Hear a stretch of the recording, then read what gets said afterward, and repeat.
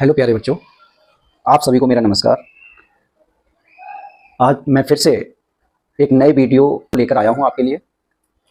एक नए टॉपिक के साथ मैं आपसे फिर से रूबरू हुआ हूं। पिछली वीडियो में मैंने आपको addition, subtraction, multiplication and division कैसे करते हैं वो आपको मैंने सिखाया था। आशा करता हूं आपको मेरा वीडियो बहुत अच्छा लगा होगा और आपने बहुत कुछ उसमें सीखा होगा। तो आपका फिर से आपके अपने चैनल पर स्वागत है। ठीक है प्यारे बच्चों, चलिए मैं आपको आज LCM, जिसका फुल फॉर्म होता है लीस्ट कॉमन फैक्ट मल्टीपल्स, जिसको हिंदी में कहते हैं लघुत्तम समापवर्त, शॉर्ट में लासापा कह देते हैं, इंग्लिश में लीस्ट कॉमन मल्टीपल्स कह देते हैं, जिसका शॉर्ट नेम है LCM। हाईएस्ट कॉमन फैक्टर्स, जिसको शॉर्ट में हम बोलते हैं HCF, जिसको हिंदी में कहते हैं महत्तम समापवर्तक, शॉर्ट हिंदी में मासापा। ओके, ठीक, चलते हैं। अब हम आपको LCM का एग्जांपल्स बताएंगे, उसके बाद HCF का एग्जांपल बताएंगे कैसे हम ज्ञात करते हैं LCM। एग्जांपल सिखा रहा हूं। मान लीजिए मेरे पास सिंपल सा नंबर है 2, 6, 8 मान लीजिए, ठीक। इसका मुझे LCM निकालना है, तो कुछ इस तरह से हमें लाइनिंग करनी पड़ती है। LCM निकालने के लिए इस तरह से लाइनिंग करनी पड़ती है। मैं आपको एक चीज़ और बता दूं, जो भी LCM हो चाहे HCF हो, वो अभाज्य संख्या से हम निकालते हैं। अभाज्य संख्या जानते हो, जैसा कि 2, 3, 5, 7, 11, ये हमारी अभाज्य संख्या होती हैं और इसी से हम जो है LCM ज्ञात करते हैं। यही हमारे फैक्टर होते हैं। ओके, ये बात समझ में आ गया। चलिए, तो इन्हीं नंबर से हम स्टेप बाय स्टेप आगे बढ़ते हैं। सबसे पहले हम ये लेते हैं, इसमें देखते हैं कि ऐसा 2 से हम स्टार्ट करते हैं, तो 2 से स्टार्ट जब हम करेंगे तो इसमें 2 दिख रहा है, यानी कि इसका मतलब होता है, अगर हम यहाँ 2 रखते हैं तो इसका ये मतलब होता है कि ये जो नंबर दिए गए हैं और हम यहाँ जिससे निकालते हैं LCM, उसका भाग देते हैं।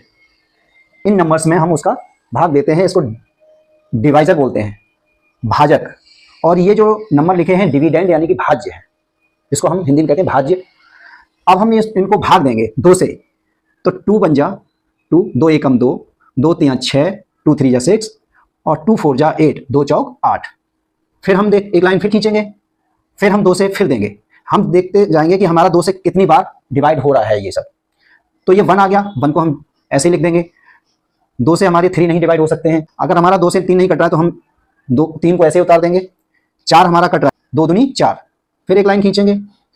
क्या करेंगे, अभी हमारा 2 इसमें और है तो 2 से डिवाइड करेंगे। 1 वैसे ही रख देंगे, 3 वैसे ही रख देंगे, 2 बन जा 2, यानी 2 से हमने 2 को डिवाइड किया तो 1 आ गया। अब हम क्या करेंगे, फिर एक लाइन खींचेंगे।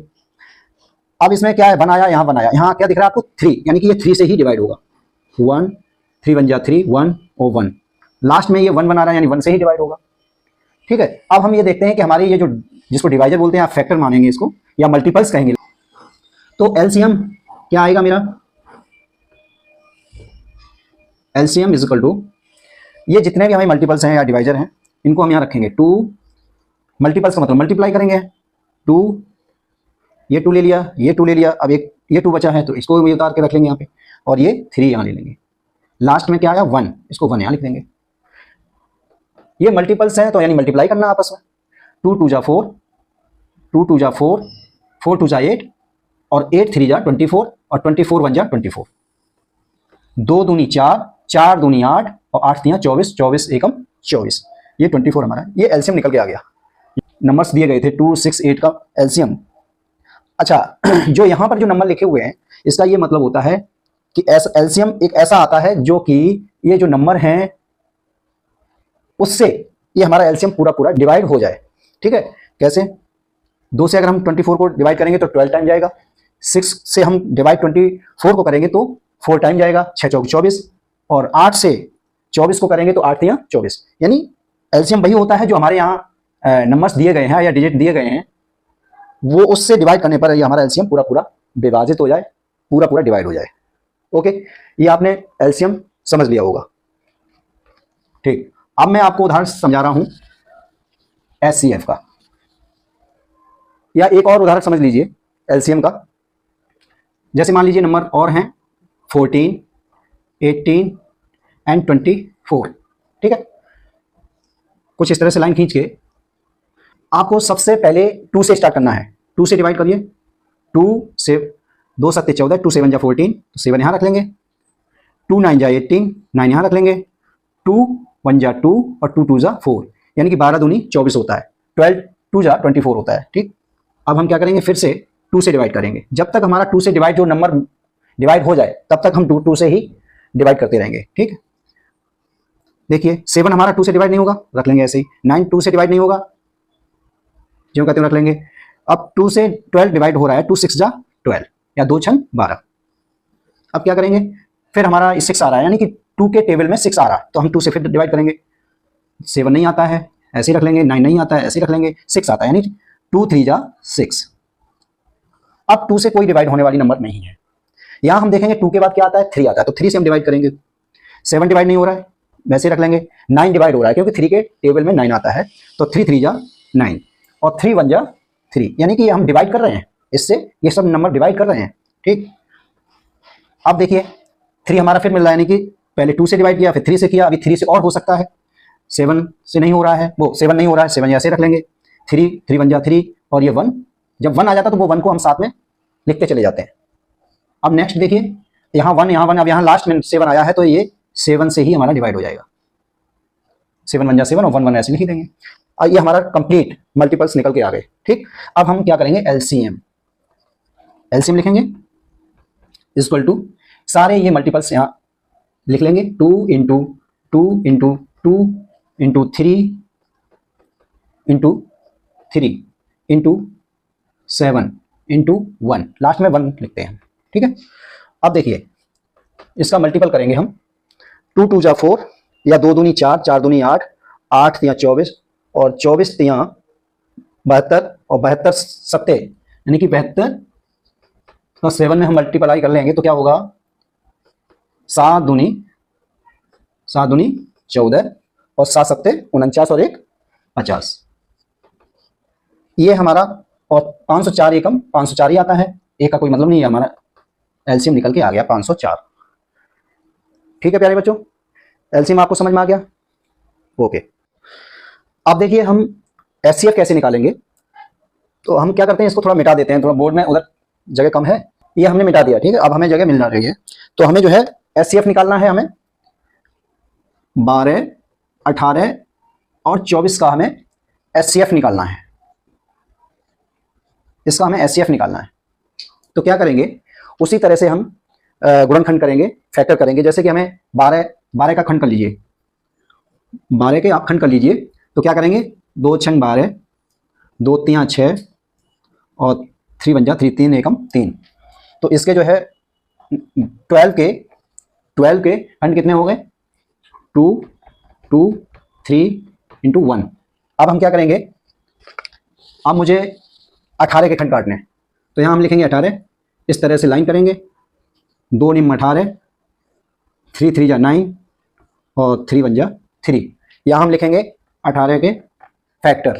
कौन कौन से फैक्टर हैं, 2 इंटू 3 इंटू 3 इंटू 1।